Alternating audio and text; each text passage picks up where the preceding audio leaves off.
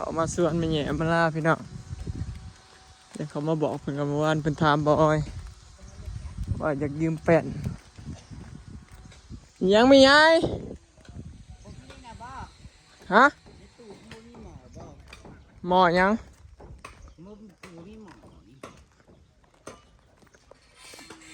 สวัสดีจ้าค่ะ เฮ็ดยังกินให้สร้าง ตุ้มแซ่บให้สร้างกิน ไปเบิ่งเลยคือว่ามีอยู่ สิเบี้ยงให้สร้างมึงน้ำก็ซื้อทั่วมา40 บาทพุ่น มีอยู่หมอ ก็ คือ ต้ ว่า องให้เขาไปซื้อกับเขาวด้วยนะ มีร้อยกับเห็ดมกหน่อไม้ออกมาพอดีตื่มกันนะครับ ไอ้บ้งใหม่บ่ จ้ออยากให้เขาเทข้านน่ะบ่ต้องซื้อแป้นเอาแป้นเฮานั่น ซื้อมาเรียบร้อยเลย ซื้อไม่หยัง มันหนักกว่า แป้นเทข้านอันใดปัดซื้อไม่หยัง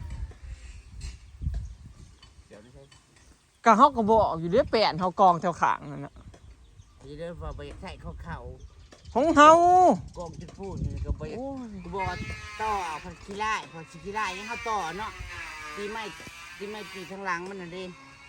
กูบ่เป็นข้า แป้น ไม่า อันนี้ก็แป้นเฮาน่ะก็แป้นเฮาน่ะเฮาซื้อมาเทข้านในเฮือนหั่นเด้เฮาเทข้านในเฮือนเฮาก็อันนี้แล้ว มันจะบ่ยากซื้อมันแพง อันนี้แล้ว แผ่นหนึงบัดนี้เอาไปเห็นหยังก็บ่ได้เห็นแนวมันล่ะมันถึกปูนแหละไม้มันกับไม้ครบค่ามันเปื่อยนี่ มันผุเนาะ อันแรกเอาจังบอกเจ้าบ่ต้องซื้อเอาของเฮานะก็ย่าเลยขั้นแรกเจ้ากระเทือนซื้อมาเลยใส่อันนี้เจ้าเลือดบ่ต้องซื้ออันแล้วเวลาเขาเทคาดแล้วเขาเอามาออกให้เขาล้างออกให้ดีๆปูนแล้วใส่อันเป็นฮาวอันเจ้าหั่นนะ ทานเลยเนาะ เห็นสะพานเลย พอได้เหยียบไป อืม มา แม่น พูดแล้วก็เฮ็ดไม่ชื่อไม่ แม่นเพราะว่าเฮือนเจ้ามันก็แล้วคันแล้วก็ซื้อได้ถิ่มไม้แล้วบัดมันเฮ็ดมันบ่ได้จักยามได้สิเฮ็ดนะ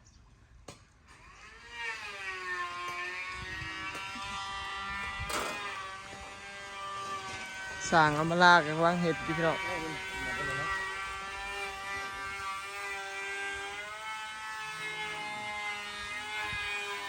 ต้นดอกดาวเรืองเพื่อนพี่น้องงามงามกำลังชี้ยางมาบอกเพิ่นนั่นแหละพี่น้องบ่ต้องซื้อว่ะอันนี้มันแป้นใหม่กบคาของบอยเนี่ยพี่น้องนี่ใหม่กบคาแล้วก็มีอีกอยู่ไม้คบค่าอยู่พุ่นนะอันนี้สร้างยืมมาเห็ดตั้งแต่เห็ดเฮือนมันยังไม่อัมมาลาน่ะบางพีกับทีมพอทเลินเห็ด4 คนพี่น้องเท่าเท่าเลินอ้ายมา4 คนท่านี้กำลังเห็ดเนาะสร้างไม้มาเห็ดปูนสร้างปูนไปเห็ดไม้เอาเปลี่ยนทีมกันเท่า4แล้วเห็ดทั้งพี่น้องว่าสิยุทธกับบริยุทธเป็นบ่ลงหน้าเขาก็ไปนำเอา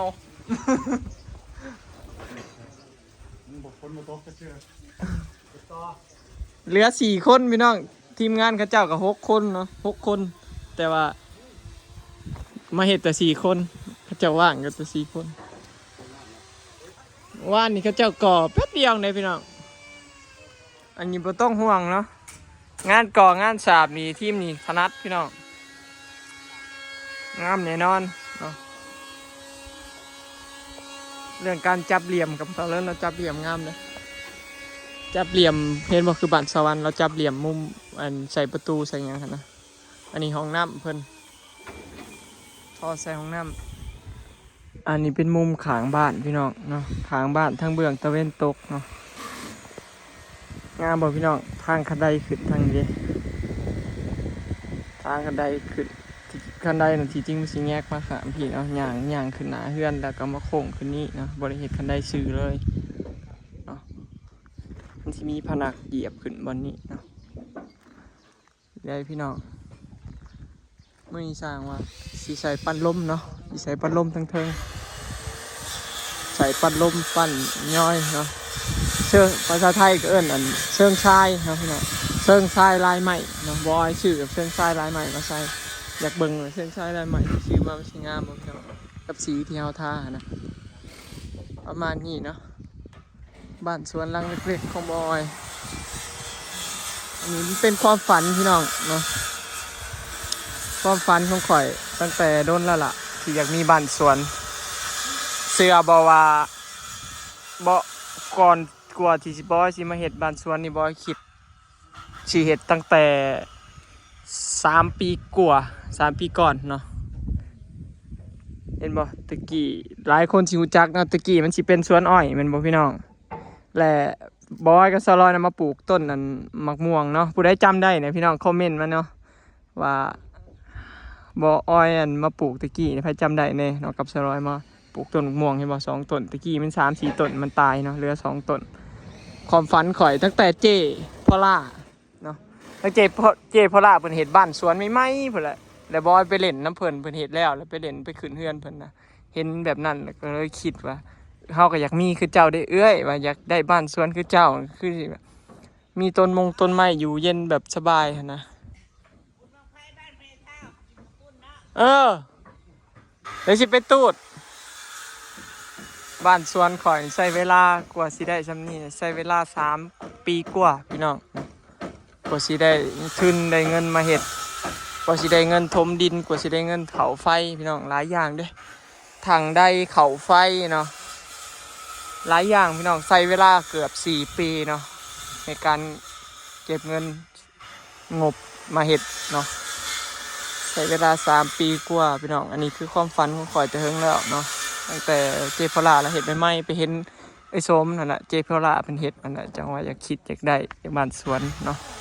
หลังน้อยๆอยู่แบบธรรมชาติเนาะกับครอบครัวความฝันข่อยยังอีกบ่หลายปานใดพี่น้องเนาะยังอีกบ่หลายอย่างเรือแอมแล้วก็เรือเทพื้นแล้วก็แล้วเนาะเพราะเฮือนหลังนี้ข่อยบ่ได้แอมพี่น้องเหลืออยู่2 ขั้นตอนเนาะเรือแอมแล้วก็เทพื้นเนาะแล้วก็จบพี่น้องเนาะแล้วก็แล้วเฮือนนึงเนาะบ่ได้แอมเด้อพี่น้องเนาะสิปล่อยลงแบบนี้เลยเนาะจังได้ก็ฝากเบิ่งคลิปฝากเป็นกำลังใจให้เด้อพี่น้องขอบคุณทุกคนที่มาซัพพอร์ตแล้วก็เบิ่งคลิปให้บ่อ้อยแล้วก็เบิ่งโฆษณาให้ที่บ่ขามโฆษณาเด้อพี่น้องความฝันข่อยคันบ่มี FC เบิ่งคลิปให้บ่มีผู้อันเบิ่งโฆษณาให้ก็คือสิบ่ได้ไวปานนี้ดอกพี่น้องเนาะแล้วก็ขอบใจทุกคนที่คอยซัพพอร์ตเนาะให้กำลังใจบ่อ้อยมาตลอดพี่น้องเนาะบ่อ้อยก็ท้ออยู่แต่บ่เคยถอยดอกเนาะตราบใดที่ยังมี FC ที่คอยซัพพอร์ตแล้วก็เบิ่งคลิปให้เนาะอยากบอกว่าขอบคุณหลายๆเด้อพี่น้องเนาะบ่ฮู้สิขอบคุณจังไดเนาะบ่ฮู้สิหาคำใดมาขอบคุณเลยทุกคนที่แบบให้กำลังใจมาตลอดนะที่ให้กำลังใจเฮามาตลอดตั้งแต่บอยเริ่มมาอยู่พี่ใหม่ๆเนาะตั้งรวมเวลาแล้วก็ประมาณ4 ปีแล้วเนาะที่อยู่นำกันมากับ FC อยากบอกว่ามีความสุขหลายเลยพี่น้องที่มี FC ที่หักแพงแล้วก็แบบได้คุยกันได้รวมกันได้ถ่ายคลิปนำกันจะคือเขาแบบอยู่นำกันนะเนาะมีความสุขดีพี่น้องอันนี้มุมหลังบ้านพี่น้องหลังบ้านบ่อ้อยเนาะใส่ห้าวเรียบร้อยพี่น้องมารีวิวลาวจับเนาะลาวจับบ้านเห็ดแบบเรียบๆพี่น้องเนาะใส่ไม้เส้น2 เส้นตัวลุ่มตัวเทิงแล้วก็ใส่ละแนงเส้นคือกันเนาะเรียบงามบ่พี่น้องเนาะงามบ่สวยไหมทุกคนเนาะออกแบบเองข้างหน้านี่ก็สิเป็นระเบียงนั่งได้พี่น้องเป็นแป้นเนาะนี่มันก็สิออกมาประมาณนี้พี่น้องแล้วสิมีไม้ต่อกันมาอีกเนาะสิมาต่อจับกันอีกอันหนึ่งเนาะเศษหนึ่งยังบ่แล้วตอนนี้สร้างกำลังกบอยู่เดี๋ยวสิได้ขึ้นไปถือสีเนาะ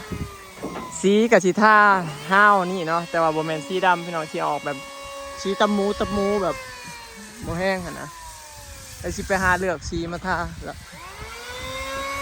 หลายคนสงสัยสร้างก็ยังไม่เห็นงานอยู่ยังเด้อพี่น้องเพราะยังบ่แล้วคักนะบอยสิให้มันเหลือแต่แอมเนาะที่เว้ามือนั่นนะเดี๋ยวหลายคนอาจสิเบิ่งคลิปบ่จบนะบอยว่าสิยุดเฮ็ดก็คือยุดแอมนะยุดให้มันเหลือแต่แอมแล้วสิยุดเฮ็ดแบบนี้นะให้มันแล้วเบิดมุงหลังคาใส่ปั้นลม แล้วก็เฮ็ดคันไดขึ้นแล้วก็เฮ็ดห้าวแล้วส่วนนี้แล้วก็คือแล้วพี่น้องแล้วก็เหลือแต่แอมนะกับใส่กระจกเนาะใส่ประตูหน้าต่างประมาณนี้เนาะก็สิหยุดก่อนมีเงินก็สิกลับมาเฮ็ดใหม่พี่น้องเนาะก็สิตั้งใจหาเงินแล้วก็มาเฮ็ดพยายามให้เฮือนหลังนี้แล้วเนาะพี่น้องเพราะว่าเป้าหมายเฮาก็หายเฮาแล้วก็ความฝันเฮาก็คืออยากมีบ้านสวนของเจ้าของแล้วก็เป็นบ้านของเจ้าของอีกเนาะอันนี้คือบ้านของบอยเฮ็ดเองเนาะ100%คือแบบเกิดมาชีวิตหนึ่งนะพี่น้องเฮาหลายคนก็บ่ฮู้สิคิดคือบอยบ่อยากมีบ้านเป็นของเจ้าของเนาะคือบ่เกี่ยวกับเฮือนพ่อเฮือนแม่จังซี่นะเฮาก็อยากมีเฮือนเป็นของเจ้าของที่สร้างเองเฮ็ดเองจังซี่นะประมาณนี้พี่น้องนี่เด้อประมาณนี้เนาะอันนี้ทั้งหน้าฮักก็เริ่มเป็นโครงเป็นรูปเป็นร่างเนาะอันนี้ขั้นใดก็ยังบ่แล้วเด้อพี่น้องอันนี้สร้างเท้าแล้วมากายให้ขึ้นที่คือหักค้นกายไว้หักค้นขึ้นเลยจี้ขั้นใดบอยสิมาตั้งพี่เนาะมันเสริงเสาตัวนี้ข้างพี่ได้ขึ้นข้างนี้แฉมันโล่งคือกันประมาณนี้เนาะวิธีพาอย่างขึ้นอีหยังเห็ดชะแงกแล้วหรือบ่ทางดาวแม่นสักแงกเล่าบ่จักนะสิเว้าฮู้จักแต่สักงักบ่แล้วโอ้ยยังอีกหลายอยู่ปั่นลมหูเอกเดอยู่อันนี้คือขนาดพี่น้องเป็นแป้นนั่งเนาะเฮ็ดคล้ายๆคือตู้โมเดิร์นเฮาแหละออกแบบเองออกแบบเองแล้วให้ช่างเท้าจัดการช่างเท้าเป็นผู้เฮ็ดพี่น้องฝีมือสร้างเท้าสร้างร้านสร้างปูนี่ประมาณนี้พี่น้องเจ็บเลยแอลนะอย่าว่านะนอนน้ำเมียบ่เห็นเจ็บแอลจมเจ็บเฮ็ดงานซำนี้ว่าแล้วเจ็บเป็นไดพี่น้องงามบ่ฝีมือสร้างเท้ากี่ได้คือเก่าแล้วก็เป็นฝีมือสร้างร้านเฮ็ดครั้งแรกอีกพร้อมเฮ็ดเฮือนข่อยเบิดหลังน่ะบอกว่าเฮ็ดบ่เป็นนะเพราะว่าเฮ็ดเฮือนจนแล้วเพราะว่าข่อยบ่เคยเฮ็ดเพราะว่าตายแล้วเฮือนเจ้าเป็นตัวเป็นบ่อนทดลองพออันนี้เป็นบ่อนนางพี่น้องบ่อนนางนี่สิมีแต่ทางหน้าเด้อพี่น้องบ่มีเด้อทางข้างบ่มีทางข้างมีแต่ทางหน้าทางหลังก็เป็นหาพนักจับอย่างเดียวเนาะบ่ได้นั่งพี่น้องประมาณนี้เนาะมื้อนี้สร้างก็ว่าสิทาสีแน่แล้วก็ใส่ปั้นลมย่อยแน่เนาะประมาณนี้เนาะมื้อนี้สร้างสิเฮ็ดบ่ว่าสิได้ขึ้นไปซื้อสีมาทาหาวันนี้เนาะประมาณนี้เนาะรีวิวบ้านของสร้างทำงานวันนี้ทำอะไรบ้างประมาณนี้พี่น้องเริ่มเป็นคือเฮือนแล้วเนาะเริ่มคือบ้านคือเฮือนแล้วตะกี้คือเถียงพอเห็ดขึ้นโค้งแล้วรู้สึกว่าเริ่มคือเฮือนเลยอันนี้ห้าวนี่ความสูงนี่บ่จืดพี่น้องว่าจักเจนแต่ว่าเพียงไก่เพียงแอลเนาะไก่หลุมแอลลงไปหน่อยนึง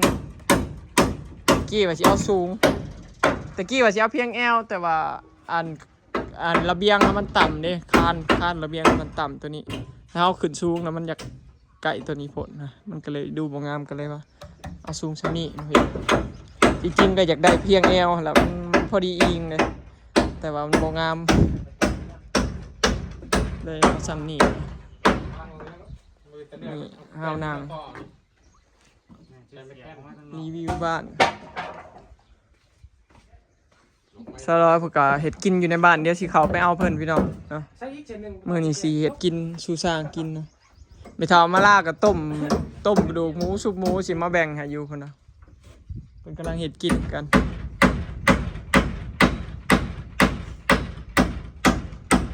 พอดีไปบอกเพิ่นพี่น้องว่าไม่แป้นเทคา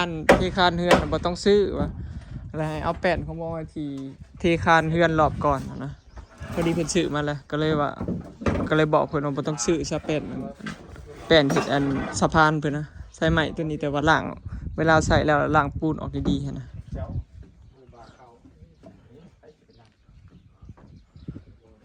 โอเคเนาะพี่น้องคลิปนี้ก็สิขอเก็บภาพบรรยากาศซัมนี้เด้อเนาะพี่น้องไปแล้วสบายดีไว้สิอัปเดตให้เบิ่งอีกพี่น้องเนาะ